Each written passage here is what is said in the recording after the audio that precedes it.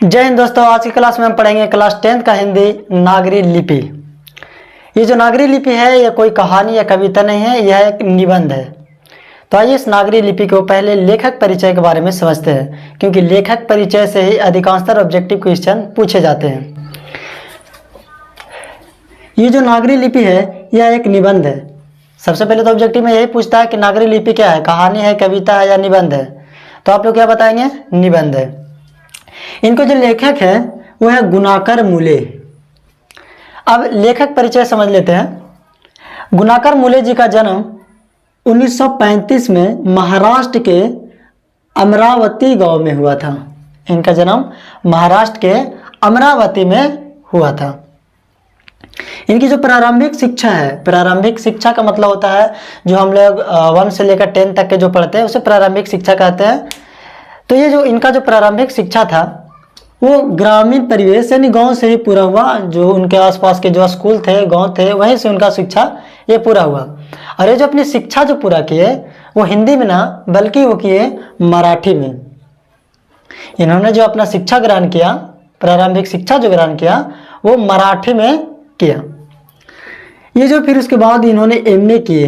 MA जो किए वो गणित में किए। इन्होंने एमए गणित में किए। देखिए, इन्होंने एमए गणित से किया, लेकिन इन्होंने हिंदी की बड़ी बड़ी रचनाएं लिखी है। पिछले 25 वर्षों में, यानी पिछले 25 वर्षों में 2500 से अधिक लेख और 300 पुस्तकें प्रकाशित की इन्होंने। सोचिए कितने बड़े लेखक थे, और वो भी मैथ से एमए किए लेकिन लिख रहे वो हिंदी में। कितने बड़े टैलेंटेड थे।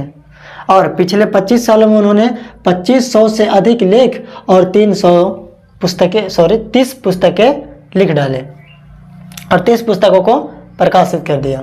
इनके कुछ प्रमुख लेख हैं जो है भारत इतिहास, अक्षर की कहानी, भारतीय लिपियों की कहानी, ब्रह्मांड परिचय, अक्षर कथा, भारत के महान वैज्ञानिक। ये इनकी कुछ प्रमुख रचनाएं हैं। और भी कई सारी रचनाएं हैं, लेकिन ये प्रमुख है जो अक्सर पूछे जाते हैं एग्जाम में। देखिए, ये जो लेखक थे इन्हें सभी विषयों में ज्ञान था। ये खगोल विद्या भी जानते थे, ये साइंस भी जानते थे, ये हिंदी भी जानते थे। यानी अगर आपको कहीं ये देखने को मिले ब्रह्मांड से रिलेटेड लेख या साइंस से रिलेटेड लेख, तो आप आसानी से कह सकते हैं कि उनका लेखक गुणाकर मूले है। यानी साफ शब्दों में कहते हुए मल्टी टैलेंटेड थे। इनका गुणाकर मूले जी का जो निधन है वो 2009 में हुआ। अर्थात ये कह सकते हैं कि ये आधुनिक काल के ही कवि थे।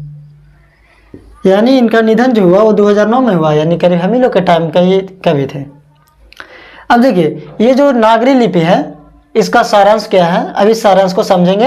यही से आपका सारा ऑब्जेक्टिव और सब्जेक्टिव सभी कंप्लीट हो जाएगा। तो देखिए, ये कोई कहानी नहीं है कि आपको इसमें थोड़ा इंटरेस्ट है, ये थोड़ी नॉलेज की बातें हैं, थोड़ी ज्ञान की बातें हैं। तो आप यहाँ पे देख सकते हैं कि इस नागरी लिपि में क्या क्या इन्होंने बातें कही है, किन किन बातों पर ध्यान दिया है। तो देखिए, सबसे पहले आता है यहाँ पे कि ये जो नागरी जो लिपि है ये कहाँ से लिया गया है। ये जो नागरी लिपि हम लोग को जो बुक में दिया हुआ है वो कहाँ से लिया गया है। तो नागरी लिपि जो हम लोग को बुक में दिया गया है वो भारतीय लिपियों की कहानी से लिया गया है। कहाँ से लिया गया? भारतीय लिपियों की कहानी से लिया गया है ये नागरी लिपि। ठीक है। फिर पूछता है कि ये जो देवनागरी लिपि है ना वो सबसे पहले कहाँ मिला था। तो ये जो देवनागरी लिपि है इसका जो प्रारंभिक लेख मिलता है ना वो दक्षिण भारत में मिलता है। देवनागरी लिपि का प्रारंभिक लेख कहाँ मिलता है? तो दक्षिण भारत में मिलता है। हम लोग जो रहते हैं यानी बिहार जो पड़ता है वो कहाँ पड़ता है? उत्तरी भारत में। और केरला ये सब जो पड़ता है वो दक्षिणी भारत में है। तो पहला लेख यानी देवनागरी लिपि का पहला लेख कहाँ मिला था? तो दक्षिण भारत में मिला था। ठीक है। और ये जो दक्षिण भारत में मिला था ना वो 8वीं सदी में मिला था। किस सदी में मिला था? 8वीं सदी में। और उस समय देवनागरी लिपि को लोग नंदी नागरी कहते थे। उस समय लोग यानी दक्षिण भारत के लोग देवनागरी लिपि को क्या कहते थे? नंदी नागरी कहते थे। ये ऑब्जेक्टिव में पूछेगा कि दक्षिण भारत के लोग देवनागरी लिपि को क्या कहते थे? तो नंदी लिपि कहते थे। वो कब मिला था? 8वीं सदी में मिला था। और ठीक उसके बाद यानी 9वीं सदी में उत्तर भारत में मिला था। और 9वीं सदी से ही नागरी लिपि का पूरा प्रचलन हुआ। और 9वीं सदी जो है वो उत्तरी भारत में मिलता है। ये जो नागरी लिपि है इसका उदय कहाँ से हुआ, आखिर नागरी लिपि आया कहाँ से? ठीक है। तो इसके बारे में पहले समझते हैं। देखिए, कुछ लोगों का इसका जो उद्गम है ना, इसका उदय जो है कि कहाँ से मिला, इसमें कई लोगों का अलग अलग मान्यता है। कुछ लोग मानते हैं कि गुजरात के नगर से इसका उदय हुआ है, क्योंकि गुजरात में कुछ ब्राह्मण लोग रहते थे जिन्हें नागर ब्राह्मण कहा जाता था। गुजरात के ब्राह्मणों को नागर ब्राह्मण कहा जाता था और उन्होंने ही इस नागरी लिपि का खोज किया। लेकिन कुछ लोगों का, कुछ विद्वानों का मानना है कि नहीं, इसका जो उद्गम वो काशी के लोगों ने किया। काशी जो है उत्तर प्रदेश में पड़ता है, इसे देवनागरी कहते हैं। काशी को देवनागरी कहते हैं, इसीलिए इसे देवनागरी लिपि कहते हैं और देवनागरी लिपि का प्रचलन हुआ। लेकिन कुछ लोगों का मानना है कि नहीं, ये पादताड़ितम नामक ग्रंथ से उसका उदय हुआ है। यानी जो पटना के राजा थे वो एक महान राजा थे, लोग उन्हें देव के समान मानते थे, यहीं से इसका देवनागरी लिपि का उद्गम हुआ। तो ये सब्जेक्ट में आपको पूछेगा कि देवनागरी लिपि का उद्गम कहाँ से हुआ, तो लिखेंगे कि देवनागरी लिपि का उद्गम का इतिहास जो है वो इतिहासकारों में मतभेद है। कुछ लोग मानते हैं कि देवनागरी लिपि का जो उद्गम है वो नागर ब्राह्मणों के द्वारा हुआ, यानी गुजरात के नागर ब्राह्मणों के द्वारा देवनागरी लिपि हुआ। लेकिन कुछ लोगों का मानना है कि काशी में इसका उपयोग हुआ।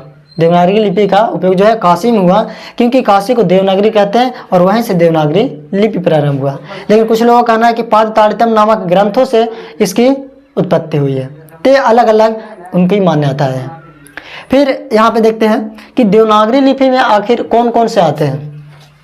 जैसे हम लोग है हिंदी है और क्या क्या है, तो देवनागरी लिपि में कौन कौन से आते हैं। तो देखिए देवनागरी लिपि में हमारा संस्कृत, हिंदी, नेपाली, ये सब जो है हमारा देवनागरी लिपि में ही लिखे जाते हैं। संस्कृत, हिंदी, नेपाली ये सब देवनागरी लिपि में ही लिखे जाते हैं। इसके बाद जो बांग्ला है, बांग्ला वो करीब करीब देवनागरी लिपि जैसा ही मिलता जुलता है। यानी अधिकांशतः जो बोल चाल या लिखने की जो भाषाएं हो वो अधिकांशतः देवनागरी लिपि से मिलती जुलती है। इसलिए बांग्ला को देवनागरी लिपि का वाहन कहा जाता है। ये ऑब्जेक्टिव में पूछेगा देवनागरी लिपि का वाहन किसे कहा जाता है, तो बांग्ला शब्द को, बांग्ला जो भाषा, बांग्ला शब्द जो लिखते हैं उसे देवनागरी लिपि का वाहन कहा जाता है। जैसे सौर मंडल में भी पृथ्वी का है ना एक वाहन, पृथ्वी का जुड़वा वाहन किसे कहा जाता है, आप कमेंट सेक्शन में जरूर बताएं। फिर ये कहा गया है कि 200 साल पहले, कितने दिन का बात है, 200 साल पहले टाइपराइटर बना, यानी टाइपराइटर का आविष्कार हुआ। टाइपराइटर जिस पे टाइपिंग करते हैं ना, अब तो आ गया कंप्यूटर से कर लेते हैं, लेकिन पहले ऐसा नहीं था। पहले टाइपराइटर था और उस टाइपराइटर में जितने भी अक्षर है सब वहाँ पे अक्षर लिखे हुए रहते थे। ठीक है, बामन जो अक्षर है वो बामन अक्षर उस पर लिखा हुआ रहता था और उसी से लोग टाइपिंग करके लिखते थे। अभी भी कहीं कहीं मिलता है, कोट वोट में आपको देखने को मिल जाएंगे। तो उसी समय क्या हुआ, 200 साल पहले टाइपराइटर का आविष्कार हुआ और उसी समय से देवनागरी लिपि में अस्थिरता आ गई। तो पूछेगा देवनागरी लिपि में स्थिरता कब से आई, तो देवनागरी लिपि में स्थिरता आई 200 साल पहले जब टाइपराइटर का आविष्कार हुआ। अस्थिरता का मतलब है कि जैसे पहले कुछ लोग थे जो देवनागरी लिपि जो लिखते हैं उसको अलग तरीकों से सब लिखते थे। जैसे अभी भी देखिए ना, कुछ लोग ए ऐसे लिखते हैं, तो कुछ लोग इस तरह से लिखते हैं, तो कुछ लोग इस तरह से लिखते हैं, कई तरह के लोग लिखते हैं ना। तो ठीक उसी प्रकार से लोग जो थे पहले का कुछ इस तरह से लोग लिख रहे हैं, तो कुछ है कि पूरा इसको गोल करके इस तरह से इसे लिख रहे हैं, अलग अलग तरीकों से लिखते थे। लेकिन जैसे ही टाइपराइटर बना तो टाइपराइटर पे जिस तरह से लिख दिया गया, लोग अब उसी को मानने लगे कि वास्तव में क्या जो है या खा जो है इसी तरीके से लिखाएगा। अर्थात देवनागरी लिपि में अस्थिरता आ गई कि अब ये इस प्रकार से लिखना सही माना जाएगा।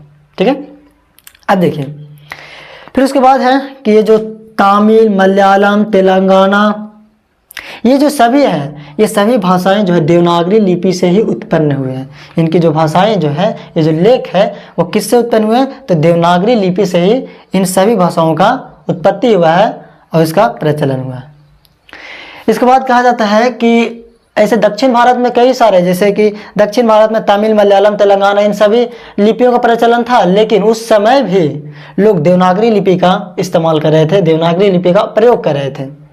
वहाँ के कुछ राजा, जैसे अकबर जो था, अकबर अपने टाइम में अपने जो सिक्का चलता था, जैसे अभी हम लोग के सिक्के पे सत्यमेव जयते या कुछ लिखा हुआ रहता है ना, उस समय जब अकबर का टाइम था तो अकबर अपने टाइम पे सिक्कों पे राम सीता लिखवाया था और ये जो राम सीता लिखा हुआ था वो देवनागरी लिपि में ही लिखा हुआ था।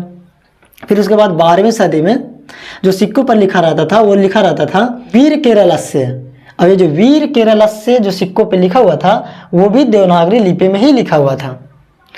फिर जो देवनागरी लिपि जो मिलता है वो विजयनगर का लेख और कोंकण का अभिलेख, विजयनगर का अभिलेख और कोंकण का जो शिलालेख ये सब जो मिलती है वो देवनागरी लिपि में ही मिलती है। यहाँ से 1 नंबर का ऑब्जेक्टिव यह भी बनता है कि हिंदी के आदि कवि किन्हें कहा जाता है।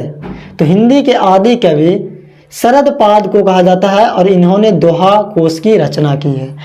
यह ऑब्जेक्टिव में पूछेगा कि दोहा कोश की रचना किसने की है, तो शरदपाद ने। हिंदी के आदि कवि कौन है, तो शरदपाद है।